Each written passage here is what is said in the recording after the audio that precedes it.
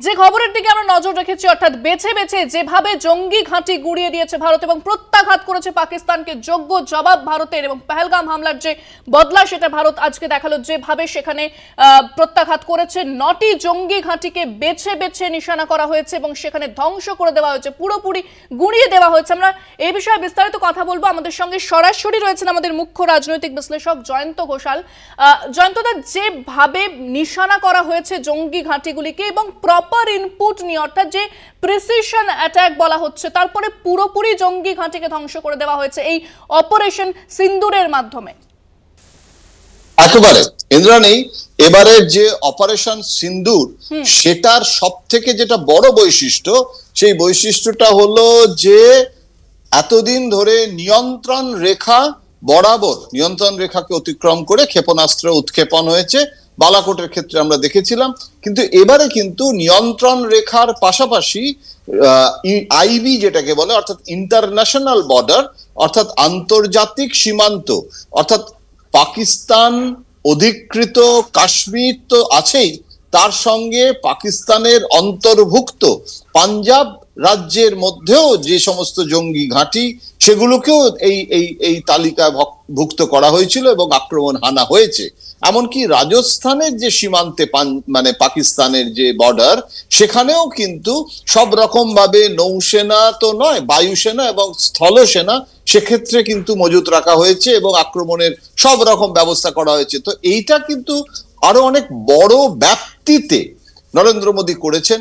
দ্বিতীয়ত এখানে বৈশিষ্ট্যটা হলো যে এখানে কিন্তু যারা সাধারণ মানুষ, পিওকেতে পাকিস্তান অধিকৃত কাশ্মীরের যারা সাধারণ গ্রামবাসী, নিরীহ মানুষ, তাদেরকে কিন্তু আক্রমণের লক্ষ্য করা হয়নি, যেটা পাক জঙ্গিরা কাশ্মীরে এবারে পর্যটকদের, নিরীহ পর্যটকদের আক্রমণ করে ভারতের যে কাশ্মীরের যে উন্নয়ন, যে পর্যটন গতভাবে যে রাজস্ব সংগ্রহ, সেখানে মানে আঘাত হেনেছিল। ভারত কিন্তু সেটা করলো না।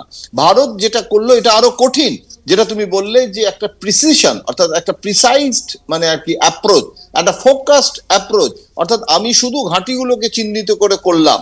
এখানে কিন্তু সাধারণ মানুষ, পাকিস্তানের যারা সাধারণ মানুষ, তারা কি যুদ্ধ চাইছেন? আমি নিজে ইন্দ্রাণী পিওকেতে গেছি, পাকিস্তানে গিয়ে পাকিস্তান অধিকৃত কাশ্মীরে আমি গিয়ে দেখেছি যে ওখানেও কিন্তু আমাদেরই কাশ্মীরের মতো সাধারণ মানুষ, তারা তাদের রুটি রুজি নিয়ে ব্যস্ত।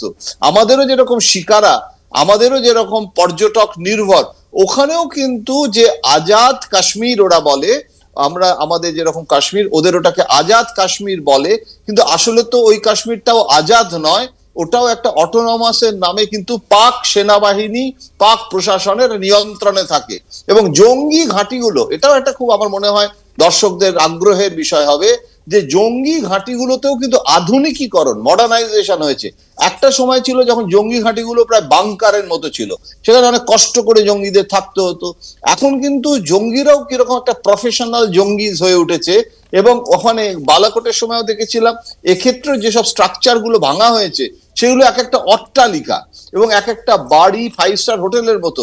এর আগের বারে তো দেখেছিলাম সুইমিং পুল, নানান রকমের কিচেনের ব্যবস্থা জঙ্গিদের আহারের জন্য। তো এই স্ট্রাকচার গুলোকে চিহ্নিত করে তুমি এখানে প্রশ্ন করতে পারো যে এই জঙ্গি ঘাঁটিগুলো যে ছিল, তাহলে এখন গোয়েন্দারা জানলো এটা কি চোর পালালে বুদ্ধি বাড়ে? ঠিক তা নয়। জঙ্গি ঘাঁটি, এই যে যারা মনে করছেন যে নিশ্চিহ্ন হয়ে গেল, আমি তাদের সঙ্গে একমত নই।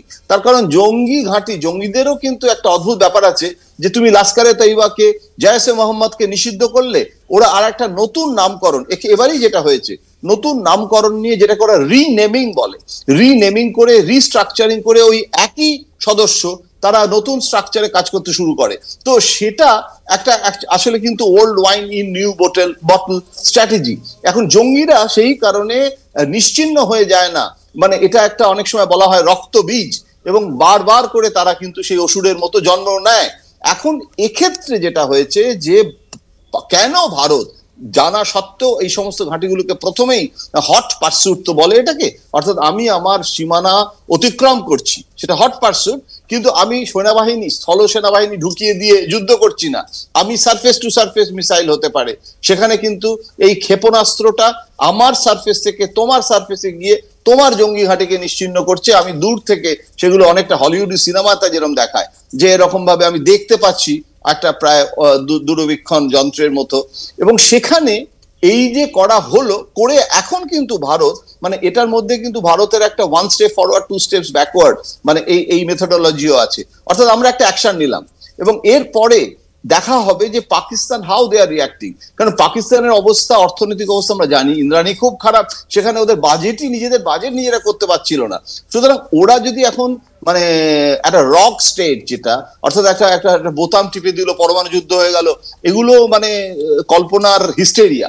কিন্তু আমার যেটা মনে হয় যে ভারতের স্ট্র্যাটেজি কিন্তু যুদ্ধ করা নয়। নরেন্দ্র মোদী মানে যুদ্ধবাজ এবং কাল থেকে যুদ্ধ করতে চাইছেন। ডোমেস্টিক পলিটিক্সের কথা ছেড়ে দাও, ডোমেস্টিক পলিটিক্সে একটা অ্যাপেটাইট থাকে যে যুদ্ধ যুদ্ধ যুদ্ধ যুদ্ধ, মানে সাধারণ মানুষ চাইছে যে দাও একদম পাকিস্তানকে একদম ঢিট করে দাও, পাকিস্তানকে শায়েস্তা করে দাও, মানে ডান্ডা মেরে ঠান্ডা করো। এখন এইটা সাধারণ মানুষের একটা অনুভূতিকে অ্যাড্রেস করতে হয়, যে রাজনেতা হয়, রাষ্ট্রনেতা হয়, সেই অ্যাপেটাইটকে পূরণ করতে হয়। RSS সংঘ পরিবার আছে এবং সেখানে তাদের অ্যাপেটাইট আছে, তারা সেটাকে প্রচারের সময় নিয়ে যাবে। বিহারের নির্বাচন, পশ্চিমবঙ্গের নির্বাচন, 2029 লোকসভা নির্বাচন পর্যন্ত, এই যুদ্ধ জিগির 2029 পর্যন্ত কঠিন ব্যাপার। কিন্তু আমি ডোমেস্টিক পলিটিক্সে যাচ্ছি না, আমি যেটা বলতে চাইছি যে নরেন্দ্র মোদী ঠিক কাজ করেছেন। কেন? সমর নীতি আর কূটনীতি দুটোর মধ্যে কিন্তু একটা ভারসাম্য রক্ষিত হয়েছে। অর্থাৎ সম্পূর্ণ যুদ্ধ কখনো করার কথা নরেন্দ্র মোদী ভাবতে পারেন না। আবার আজকের দিনের আধুনিক সমর বিশেষজ্ঞরা বলেন যে war cannot be controlled war. এটা সোনার পাথর বাটি, মানে আমি যুদ্ধ অথচ নিয়ন্ত্রিত যুদ্ধ, সীমিত যুদ্ধ, এগুলো হয় না। লিমিটেড ওয়ার বলে কিছু হয় না। আমি শুরু করলাম লিমিটেড, এখন সেটা অন্য পক্ষ কিভাবে রিয়াক্ট করছে তাতে তো উত্তরোত্তর, আমরা যেরকম রাস্তাঘাটে যেরকম দেখি না, দুটো গাড়ির ধাক্কা লাগলো, ঝগড়াঝাটি উত্তরোত্তর বাড়ে। তুমি যদি সেটাকে ইমিডিয়েট মানে মানে প্রশমিত না করো তাহলে সেটা আরো উত্তরোত্তর বাড়তে থাকে। এখন এখানে কিন্তু আমেরিকান চাপ আছে, পুটিন ফোন করছে, কেউ কিন্তু বলছে না যুদ্ধ করো। এখন এইরকম একটা পরিস্থিতিতে নরেন্দ্র মোদীর জন্য যেটা সঠিক কাজ সেটাই তিনি করেছেন। তিনি পুরোপুরি যুদ্ধের দিকে। জয়ন্তদা, ইন্টারন্যাশনাল কমিউনিটি আমরা দেখলাম যে ভারতের পাশে তারা দাঁড়িয়েছে, কারণ আন্তর্জাতিক স্তরেও পাকিস্তানের যে হিপোক্রেসি সেটা কিন্তু প্রত্যেকেই জানে। এবং সেই প্রসঙ্গটাই বিদেশ সচিব বিক্রম মিশ্রি তিনি বলেছিলেন যে সাজিদ মিরের যে প্রসঙ্গ তিনি তুলেছিলেন একদম, এবং সেটা এক্সপোজড, ইউনাইটেড নেশনে এক্সপোজড।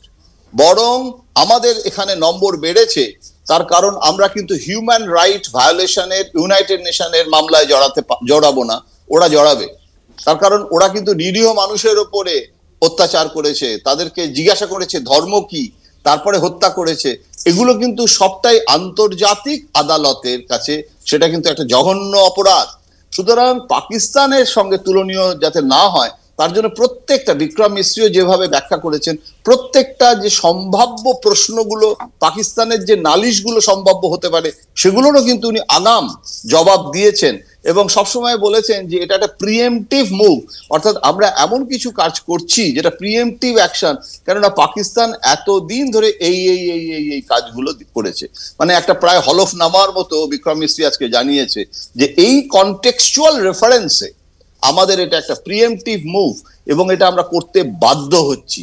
এখন যদি পাকিস্তান যদি চুপ করে যায়, পাকিস্তান যদি বলে যে না আমাদের এখন যা অবস্থা তাতে, তখন আমরাই বা খামোখা সেটা এগিয়ে নিয়ে যাবো কেন? এবং আমার মনে হয় ইমপ্যাক্ট সেটাও অনেকখানি পড়বে, কারণ এই যে বেছে বেছে যে জঙ্গি ঘাঁটিগুলোকে নিশানা করা হয়েছে এবং গুড়িয়ে দিয়েছে ভারত, সেখানে তার মধ্যে মুরিদকের একটি জঙ্গি ঘাঁটি রয়েছে এবং যেখানে প্রশিক্ষণ দেওয়া হয়েছিল 26/11 থেকে যে জঙ্গিরা উঠে এসেছিল এবং আজমল কাসাব কিন্তু এখান থেকে উঠে এসেছিল। অর্থাৎ এটা একটা লার্জার মেসেজ কিন্তু ভারত আজকে দিয়েছে। আমি তোমার সঙ্গে সম্পূর্ণ একমত ইন্দ্রাণী, যে এমন এমন জঙ্গি ঘাঁটিকে নিশ্চিহ্ন করা হয়েছে যেখানে যেটাকে বলা হয় টেররিজমের ফ্যাক্টরি, অর্থাৎ টেররিস্টদেরকে এখানে উৎপাদন করা হয়েছে এবং সেই সব ফ্যাক্টরিগুলোকে আজকে যদি তুমি একটা গাড়ির কারখানাকে ধ্বংস করে দাও তাহলে গাড়ি তৈরি তো হতে পারে না, ইমিডিয়েট তো আর একটা নতুন গাড়ি কারখানা তৈরি করতে গেলেও তো তার ইনফ্রাস্ট্রাকচার তৈরি করতে হবে, তার বিনিয়োগ হবে। একটা টেররিস্ট ক্যাম্প চালাতে গেলেও খরচা আছে। যে ধরনের আর্থিক লোকসানও হলো এটাতে, এক্ষুনি আগামীকালই তাদেরকে একটা নতুন করে জঙ্গি ঘাঁটি গড়ে ফেলা সেটাও কিন্তু সহজ কাজ নয়। এবং যে স্ট্রং বার্তাটা দিয়েছে আজকে ভারত, সেটা কিন্তু তার আগে কিন্তু লক্ষ্য করে দেখো যে ব্রিটেনের বিদেশ সচিব আমেরিকার বিদেশ সচিব, ব্রিটেনের ন্যাশনাল সিকিউরিটি অ্যাডভাইজার, এরা সব কিন্তু দিল্লিতে এসেছিলেন এবং তারা কিন্তু ঘন ঘন তাদের সাথে যে মতামত এক্সচেঞ্জ বিনিময়, ঠিক এই জিনিসটা 71 সালের যুদ্ধের আগে যেরকম প্রণব বাবুকে বিভিন্ন দেশের রাষ্ট্রদূতদের সাথে ডেকে কথা বলানো, বিভিন্ন দেশে গিয়ে জনমত গঠন করা, অর্থাৎ যুদ্ধর প্রাক যুদ্ধ পরিস্থিতিতে সব থেকে বড় একটা কাজ হয় যে আমার পক্ষে কতজন আছে। 71 সালের যুদ্ধে আমেরিকা এবং চীন আমাদের পাশে ছিল না, পাকিস্তানের পাশে ছিল। এতৎ সত্ত্বেও ইন্দিরা গান্ধী কিন্তু পুরো ইউরোপ এবং অন্যান্য যে দেশগুলো নন আমেরিকা এবং নন চায়না এবং রাশিয়াকেও সঙ্গে পেয়েছিল। তো এই যে একদিকে যেরকম যুদ্ধ তার সমরনীতি আর কূটনীতি, এ দুটো কিন্তু সঙ্গে সঙ্গে মানে ইটস মুভ টুগেদার। তো আজকে কিন্তু নরেন্দ্র মোদী একটা জিনিস লক্ষ্য করে দেখো, এই যে সময়টা উনি নিলেন এতদিনের, তার আগে কিন্তু তুমি যেটা বলছো যে আন্তর্জাতিক জনমতটা সংগ্রহ করেছেন এবং এমন ভাবে ঘাঁটিগুলোকে গুঁড়িয়েছেন, নিশ্চিহ্ন করেছেন, যে যাকে আমরা বলি না যে মাজা ভেঙে দেওয়া, পাকিস্তানের ক্ষেত্রে সেটা কিন্তু মাজা ভেঙেটা দিয়েছেন। সুতরাং আপাতত পাকিস্তানের দর্প চূর্ণ এবং পাকিস্তান কোনো সন্দেহ নেই বেকায়দায় পড়লো। এখন how they will react, we have to wait and watch.